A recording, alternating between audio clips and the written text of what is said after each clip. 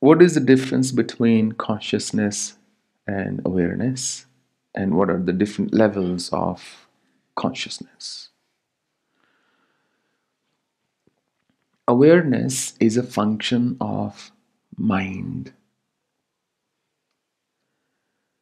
Consciousness operates at a higher level. From one angle, consciousness too could be called a function of mind, but consciousness can exist even on its own, like subconsciousness or superconsciousness, where you transcend the boundaries of your mind. Without mind, there is no awareness. If there is no mind, there is no awareness. And awareness exists in the conscious state only. So there are 9 levels of consciousness that I've spoken about, written about on my blog. I would encourage you to read that. But broadly, there is subconscious state of mind, there is conscious state of mind, there is superconscious state of mind, and then there is the unconscious state of mind. Unconscious is very simply when, let's say, you are under anesthesia. You are unconscious totally. You don't know what is going on with your body. Your mind is not really functioning in the sense those signals it's sending, those pain signals, somebody could cut you open, but you won't know, you won't feel a thing. Conscious is what you are right now. You are listening, your mind is processing information, it is constantly receiving information and it's willing to act on it. It knows what to reject, what to accept, what to keep, what to internalize, and so on. Subconscious is, due to the training of your mind, there are things you are noticing right now, but you are not processing them. Your mind is just absorbing them.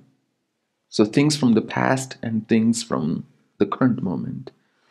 There could be a particular sound here, a certain kind of fragrance, or any kind of smell. You may think you have forgotten what you've heard today or felt today, but even 10 years down the line, 15 years down the line, that same ringtone, that same fragrance could transport you back into this moment. All of that is stored in the subconscious. And superconscious state is when your mind and your consciousness has become one. You have become pristine awareness. All you are is awareness at that point in time. And that's really the highest form of consciousness, so to speak. And that's my answer. I like the word super samadhi. Very nice. We should copyright it. Super samadhi. Somebody says I live in samadhi. That's nothing. I'm in super samadhi. How to get there? Can't explain. The thinking doesn't get there. So he's asking if there is any difference between your dreams and my dreams. I think it was Martin Luther King who said, some men see things as they are and say, why? Some others dream of things that never were and say, why not? That's really the only difference. The rest, nitty-gritty, I will tell you later in person, okay? When I come down from a super samadhi and when I pull you up to samadhi. So really, I think that's not everybody dreams because of subconscious impressions. Sometimes dreams can be your glimpses into the future. Dreams can be your glimpses into other states of consciousness as well. And in fact, the very art of lucid dreaming helps you, I won't say champion or master, but at least experience to some degree such a state. So I think everybody dreams every night, and I I cannot say that I don't dream, but I do sleep with greater awareness now as opposed to earlier times in my life.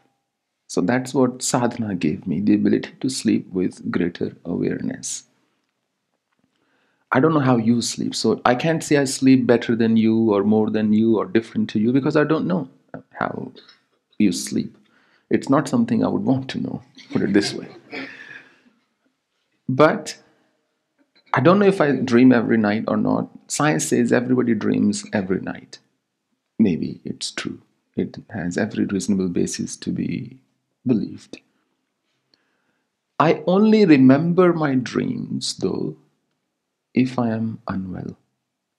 If I'm physically not well, that's the only time I remember dreaming. Maybe the body temperature is has gone up and down, and that has an impression. I believe if you have excess heat in your body, you will dream more. If you keep yourself hydrated, if you breathe from the right nostril, like not right and left, right and wrong. If you breathe more from your left nostril, you will have more cooling energy in your body. You are going to dream less. If you are dehydrated, you are going to dream more. If you sleep at odd hours, you are likely to dream more. If your brain is not rested at all, you are likely to dream more. So that's really my answer. On the one hand, you have astrology, which says such and such thing will happen at such and such date in this person's life. And then you have karma. What is the relation between the two? Are you in my astrology camp by any chance? There you would have really understood it. Um,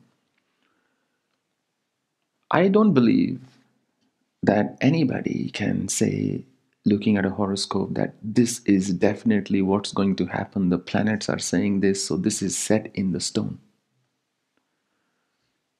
At the same time, I have said things in the past, so I don't know how to coincide the two, to be honest with you. What I do mean to say is, astrology does not determine the course of your life. A lot of the times what happens is when something is going wrong, something is not right in a person's life, they will go to an astrologer. The astrologer will then look at the horoscope, and then they will say, oh, it is happening because of this, as opposed to them saying, oh, I mean, you could take the horoscope of a dead person to an astrologer, 90% of the time they won't be able to tell. If you really say, no, this is the horoscope of a living person, tell me how he will be or she will be next year. इनका वर्षफल निकाल दीजिए. They can't say. But if you say, look, I've lost this person, why? They'll say, oh, okay, let me go back. Oh, Shani में राहु बैठा हुआ है, केतु की प्रंतर दशा लगी हुई है, और काल सर्प दोष के बीच में ऐसा आ गया है, पितृ दोष भी आप पर लगा हुआ है, आप कैसे जिंदा हैं, मैं तो इस बात से हैरान हूं.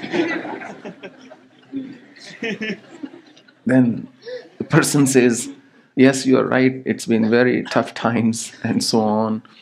So it's all retrofitting, usually. The original intent of astrology was actually not to predict people's future.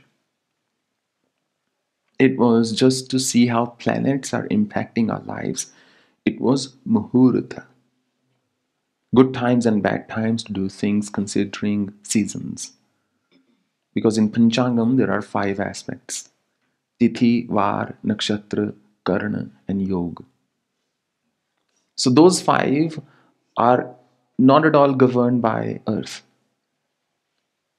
So Var is the movement of Sun, Monday, Tuesday, and so on. Tithi is the movement of Moon.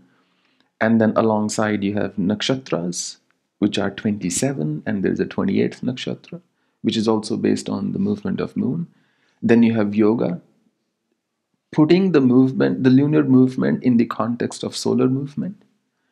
And then you have karanas. There can be two karanas in one day. There are 4 movable and 7 repeated karanas in astrology. So I've always believed in the power of karma. ज्योतिषी के कहने पर या astrology के कुछ कहने पर we cannot say, look, this is my fate now, I give up. It doesn't work like that. If that's how one wants to work, फिर तो कुछ करने की ज़रूरत ही नहीं. Then you don't have to do anything. If an astrologer says, this person went to an astrologer and he said, please look at my horoscope and tell me. He said, भाई आपकी जन्म कुंडली में तो बहुत पैसा लिखा हुआ है. So much money in your horoscope. So Maharaj account में कैसे ट्रांसफर करूँ इसको? Now how do I transfer from my janam kundli into my bank account? There is money, you're saying, but where is it? अगर कोई बोले कि आप तो जी बड़े बहुत जो भी है विद्वान होंगे या बहुत प्रसिद्ध होंगे या बहुत धनवान होंगे, if you do nothing, sit at home, do you think that's going to happen? Not at all. So astrology takes into account that, look, you are going to do your karma anyway, but maybe some planets are in your favor. And there is absolutely nothing called an upaya in astrology. The very concept of remedial astrology does not exist. Pick any classical text. None of them will talk about that do this and then this will happen. Then astrology is wrong, don't you think? On the one hand, astrology is saying that there is the impact of Shani, Saturn on you. On the other hand, it's saying, now, जाके सरसों का तेल चढ़ा दो, वहाँ उनको पकौड़े तलने हैं.